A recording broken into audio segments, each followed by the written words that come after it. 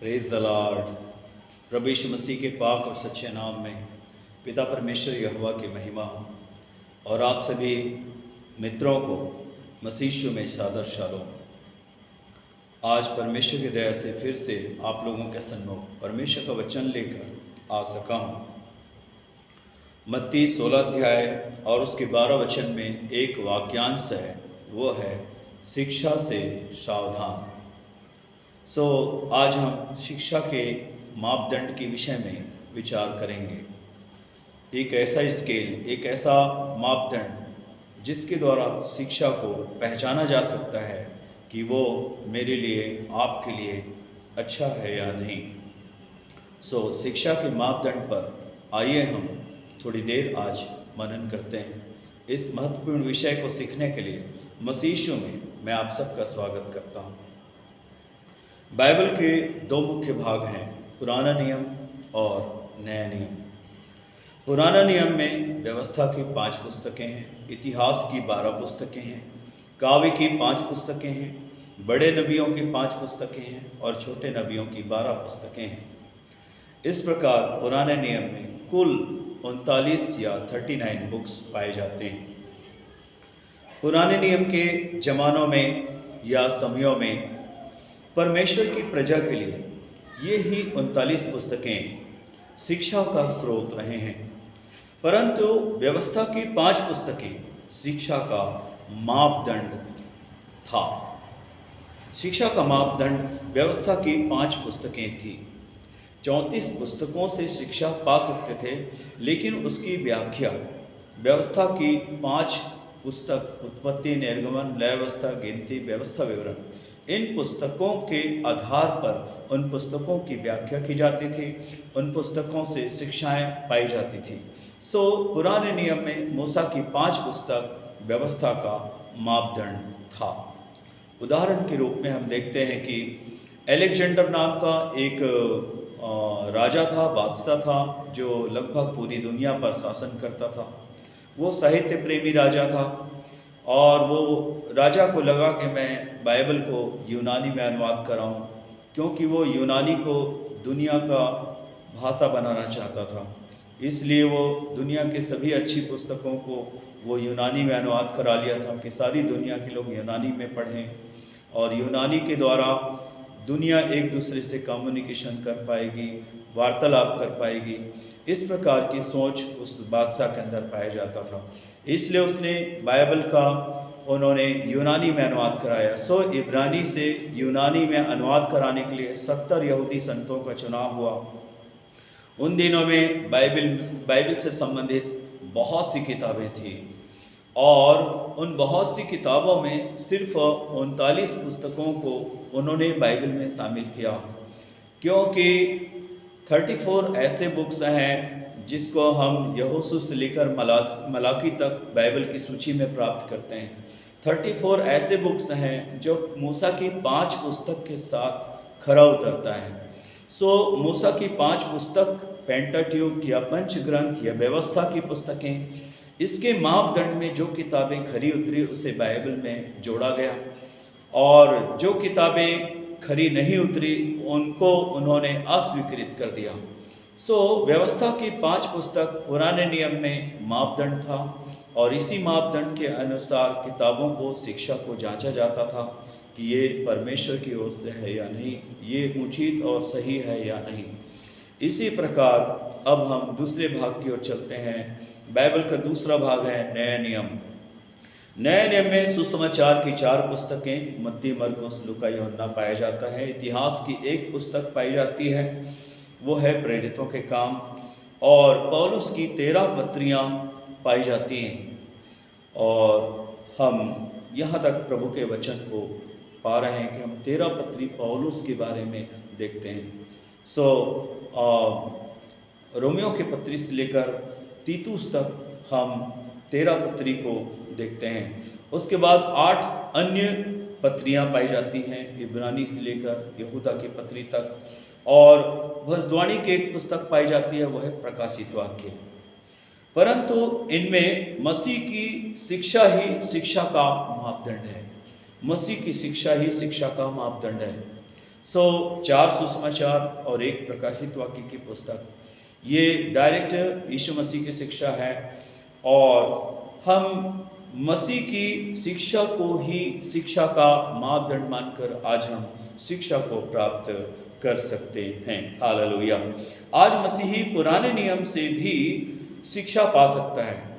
पुराने नियम के 39 पुस्तकों से आज मसीही शिक्षा पा सकते हैं, परंतु इन पुस्तकों की जो व्याख्या होगी, इन पुस्तकों से जो शिक्षा दी जाएगी, वो मसीह की शिक्षा के अनुसार होनी चाहिए, तभी वो परमेश्वर की ओर से होगा। प्रथम शताब्दी की कलीसिया शिक्षा पाने में लौलीन रहती थी। प्रेरितों के काम 2:42 इस बात को बताती है कि प्रथम शताब्दी की कलीसिया शिक्षा पाने में लौलीन रहती थी और प्रेरित शिक्षा देते थे। दूसरा यूहन्ना उसके 9 पद के अनुसार प्रेरित शिक्षा देते थे कि मसीह की शिक्षा में बने रहो। प्रेरितों ने कोई नई शिक्षा अपनी ओर से नहीं दी।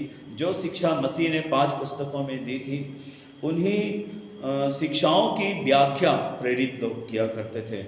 पुराने नियम की पुस्तकों की व्याख्या मसीह की शिक्षा के अनुसार किया करते थे। इस प्रकार से हम प्रेरितों की शिक्षा को प्राप्त करते हैं कि वे मसीह की शिक्षा के अनुकूल शिक्षा देते थे। पुराने नियम से हम शिक्षाएं पा सकते हैं, लेकिन वो शिक्षाएं, वो व्याख्याएं मसीह की शिक्षा के अनुकूल होनी चाहिए। प्रेरितों की पुस्तकों से हम शिक्षा पा सकते हैं और वे शिक्षाएं मसीह की शिक्षा के अनुकूल है। परमेश्वर की दया से मसीह की शिक्षा ही शिक्षा का मापदंड है। हालेलुया।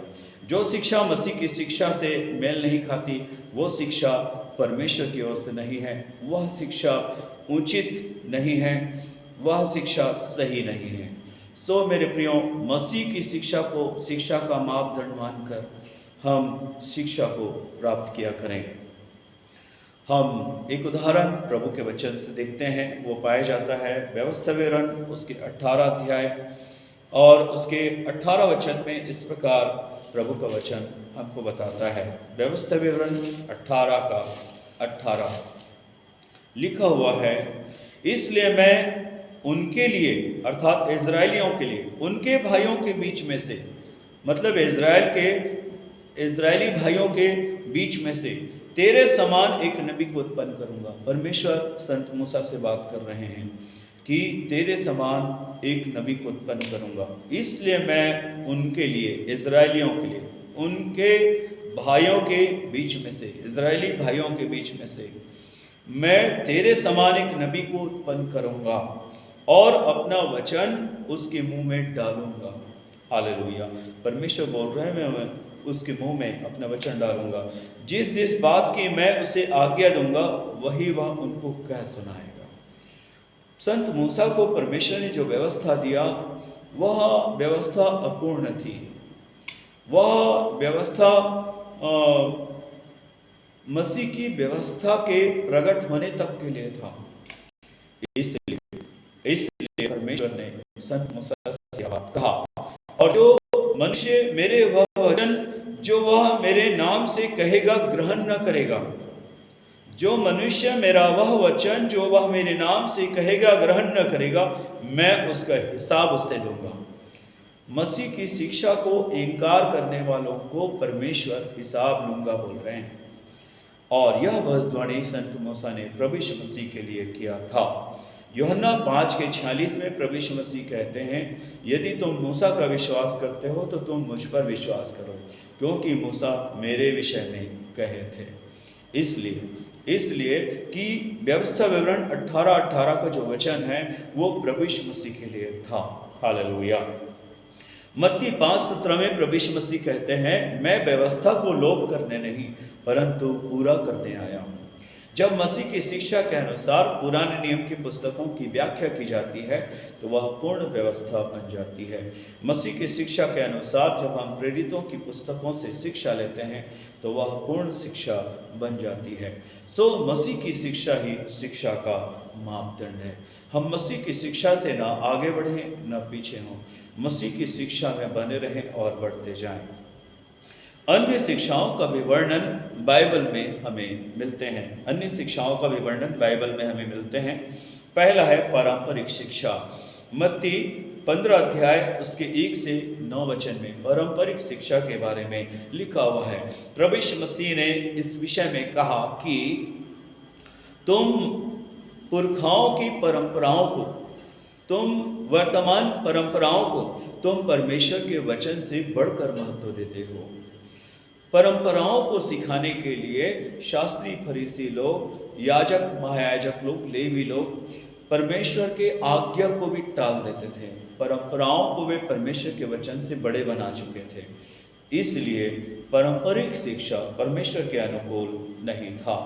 दूसरा है शास्त्रियों और फरीसियों की शिक्षा। मत्ती 23 अध्याय उसके 2 और 3 वचन में, वरन मत्ती 23 पूरे 23 अध्याय 24 अध्याय में हम शास्त्रियों और फरीसियों की पाखंडता के बारे में, उनके हिपोक्रेसी के बारे में, उनके दिखावा जीवन के बारे में हम लोग पढ़ते हैं। ये लोग शिक्षा देते थे लेकिन शिक्षा का पालन नहीं करते थे। जी हाँ, ये समाज में आदर्श नहीं थे। इनकी शिक्षा गलत भी हो चुकी थी। ये दया, न्याय, विश्वास जैसे बड़ी बड़ी चीज़ को भूल चुके थे और ये मच्छर को छान डालते थे और ऊंट को निगल जाते थे। ऐसी गड़बड़ शिक्षाएं ये दिया करते थे। सो मसीह की शिक्षा के विपरीत शिक्षा हम कभी स्वीकार न करें। तीसरा है सदुकियों की शिक्षा।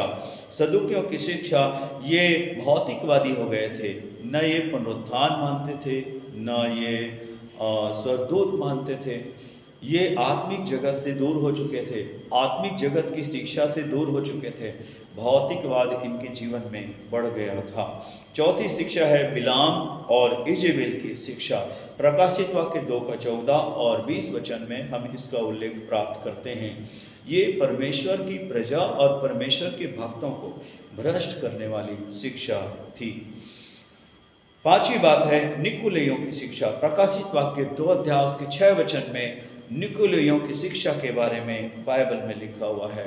निकुलइयों की जो शिक्षा है वो स्वेच्छाचारिता की शिक्षा थी। अपने हिसाब से, मेरे अनुसार से, मैं सोचता हूँ कि, मैं चाहता हूँ कि, ऐसी शिक्षा से वे भर गए थे। वे मसीह की शिक्षा के अनुसार अनुशासित जीवन जीना अच्छा नहीं समझते थे। वे अपनी सुविधा के अनुसार, अपनी सहूलियत के अनुसार, वे अपने मन मर्जी के अनुसार परमेश्वर की भक्ति करना, परमेश्वर की संगति सेवा करना वे चाहते थे। वे परमेश्वर के अनुशासन से, परमेश्वर के ठहराए हुए आज्ञा विधि नियम से संबंध नहीं रखना चाहते थे। वे परमेश्वर के और एक दूसरे के अधीन रहने वाली शिक्षा को स्वीकार नहीं करते थे। वे अनुशासित रहने वाली शिक्षा को स्वीकार नहीं करते थे। वे स्वेच्छाचारिता की शिक्षा से भर गए थे। छठवीं बात है मसीह के विरोधियों की शिक्षा। परमेश्वर की त्रिएकता को खंडन करने वाली हर शिक्षा मसीह की विरोध की शिक्षा है। परमेश्वर अनादिकाल से त्रिएक है और अनंत काल तक त्रिएक रहेंगे। बाइबल के पहले ही अध्याय के पहले ही वचन में इलोहिम शब्द आता है, जिसका अर्थ होता है त्रिएक परमेश्वर। एक परमेश्वर जो 3 व्यक्तित्व में अनादिकाल से है और अनंत काल तक रहेगा। एक परमेश्वर 3 व्यक्तित्व में अनादिकाल से है और अनंत काल तक रहेगा। यही परमेश्वर की त्रिएकता का शिक्षा है। सो परमेश्वर की त्रिएकता के विरुद्ध कोई शिक्षा स्वीकार न करें। 7वीं बात है आदि शिक्षा, तत्व ज्ञान और बूढ़ी किसी कहानियाँ, ऐसी बातें हमें बाइबल में पढ़ने के लिए मिलता है और बाइबल हमें उनसे सावधान रहने के लिए कहती है। कुलुस्सियों 2:8 में हम इसके बारे में और बाइबल के कई स्थल है जहाँ पर हमें पढ़ने के लिए मिल सकता है। सो ऐसी शिक्षाएं हम अपने जीवन में स्वीकार न करें। ऐसी शिक्षा मसीह की शिक्षा के अनुकूल नहीं है। मसीह की शिक्षा के अनुकूल शिक्षा स्वीकार करें, यही हमारे लिए अनंत जीवन का रास्ता होगा। आइए हम प्रार्थना करते हैं। जीवित परमेश्वर यहोवा, आपका आत्मा प्रभु यीशु के नाम से हमारे साथ रहे और हमें मसीह की शिक्षा में संभाले और मसीह की शिक्षा में बढ़ाए। मसीह की शिक्षा से हमें परिचित करे और हम मसीह की शिक्षा में जीवन जिए, बने रहें, बढ़ते जाएं। ऐसा हे परमेश्वर यहोवा, ऐसा हमारी सहायता कर। सब बातों में हम आपको आदर देते हैं, हमारे सारे प्रियों को जो इस वीडियो को देख रहे हैं, सुन रहे हैं, उनके जीवन, परिवार, घर बार, उनके जीवन का विभाग को आशीष दीजिए। आप परमेश्वर हैं, प्रभु यीशु के नाम में आमीन। जय मसीह की। अलविदा। अगले वीडियो में फिर से मिलेंगे। Praise the Lord.